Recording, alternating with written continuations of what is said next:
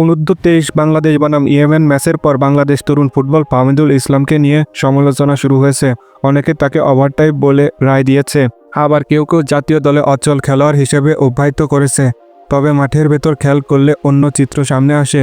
ফাহমিদুল মাঠে থাকাকালীন সময় বাংলাদেশ আক্রমণভাগে প্রায় সবগুলো প্রচেষ্টায় এসেছে তার পায়ের ছোঁয়া থেকে। প্রথম ম্যাচে কিছু মেজাজ হারানো স্বাভাবিক, কিন্তু এর জন্য তাকে পুরোপুরি অচল বলা একেবারেই অযৌক্তিক।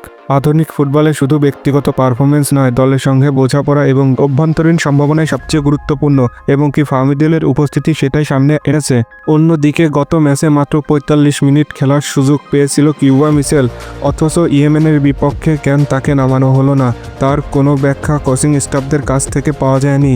মাত্র অর্ধেক ম্যাচ খেলা একজন খেলোয়াড়কে বিচার করা এক ধরনের অবহেলা, বরং এটি তার সামর্থ্য যাচাইয়ের বড় বাধা তৈরি করেছে।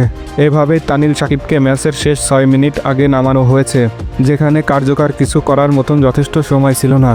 আর লিগে নিয়মিত গোল করে আলোচনায় থাকা পিয়াস নোভা এখনও দলে সুযোগ পাচ্ছে না, অথচ কিছু পারফরমেন্সহীন খেলোয়াড় বরাবর সুযোগ পাচ্ছে।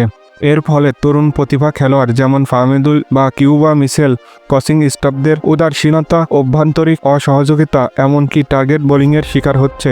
আগেভাগে নেতিবাচক রায় দেওয়া শুধু তাদের ব্যক্তিগত মনোবল ভেঙে দিচ্ছে না, বরং পুরো দলের পারফরমেন্সই ক্ষতিগ্রস্ত হচ্ছে।